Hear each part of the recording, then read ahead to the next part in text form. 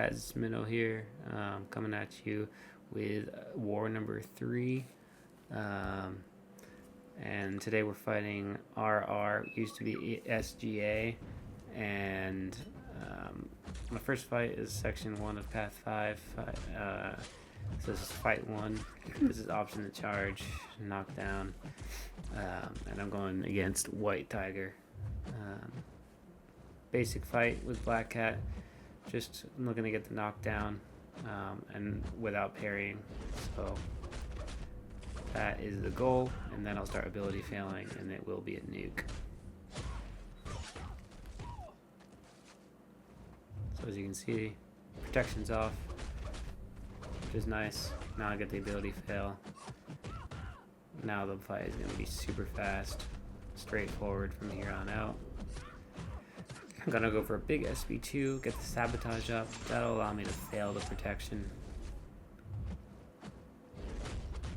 And then it's just gonna be kind of a nuke. I'm not sure why I didn't go for a relic there. Would have been smart to go for a relic looking back on it, but it's okay. This fight's super safe, nothing to worry about. So yeah, that fight's down. Now we go to the section 1, fight 2, path 5. Nick Fury, heavy hitter. So he goes unstoppable every time he gets heavy off. And the reason this placement is good is because in his second life he goes stun immune. So the only way to get a knockdown is by punishing his heavy. But if your tactic, you ignore that unstoppable. So this placement's kind of not that good, honestly, this season.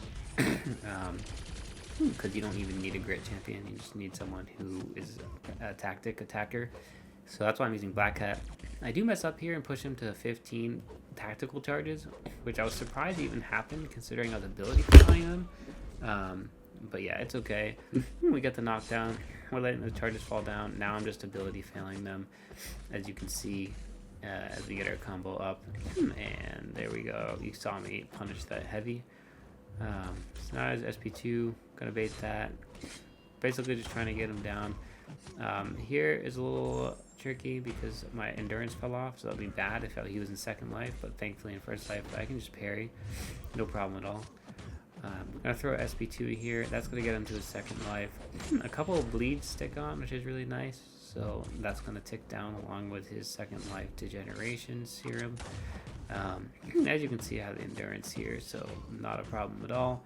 I'm just going to go in for the combos. I'm failing all the tactical charges, and it's good, and he's down. So on to the next fight. Next up, I have Carolina and Prowler on my team. I'm going to be headed to path 9. And section 2, fight 1, path 9. Poison, Cold Snap is a Baron Zemo on placement. Not a very good placement, in my opinion. And they also left Carolina open. All of her debuffs are passive, so I'm never going to trigger the root for Baron Zemo. I also can glance all of his hits, so I can bait his SP1 and just block it. And I can knock him down, I can stun him, I just can't parry.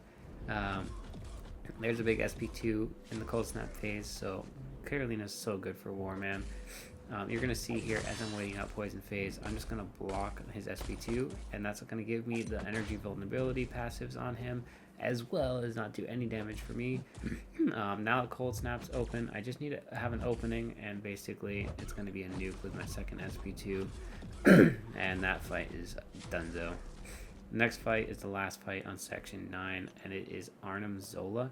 I've taken this fight many times last season, not last season, the season before this defense tactic. I guess that was last season.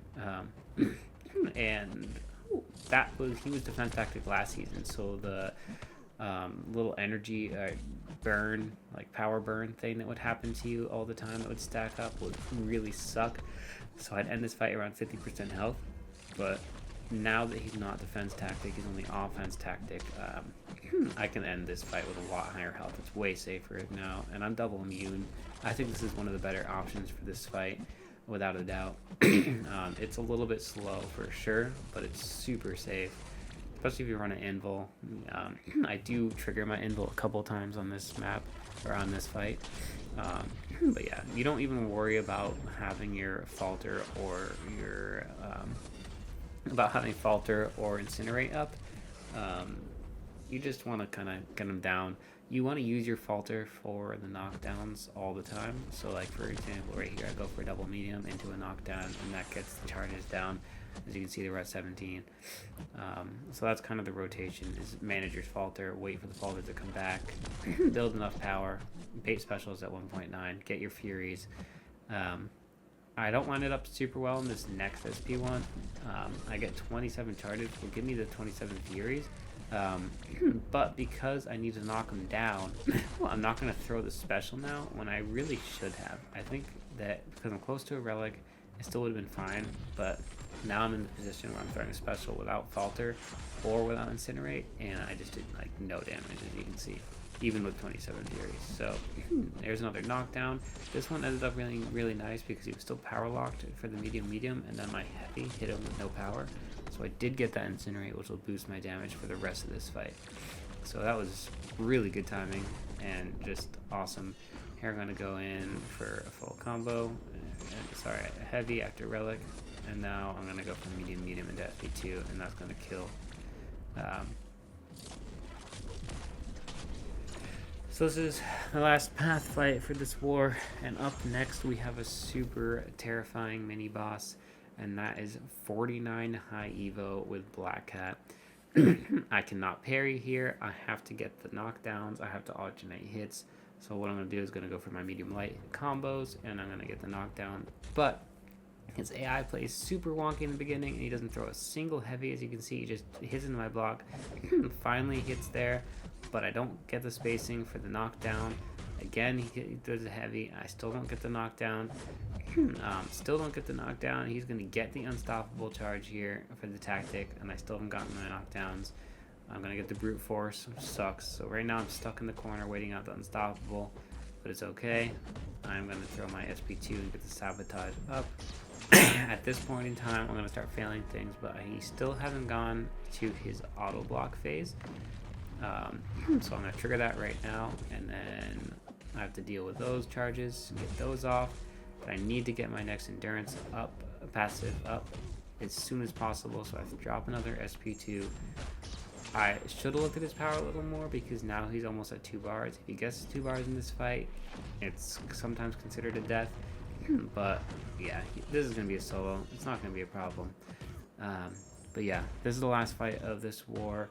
Hope you guys really enjoyed, and I'll catch you on the next one. Again, this is War 3. This will be a full series.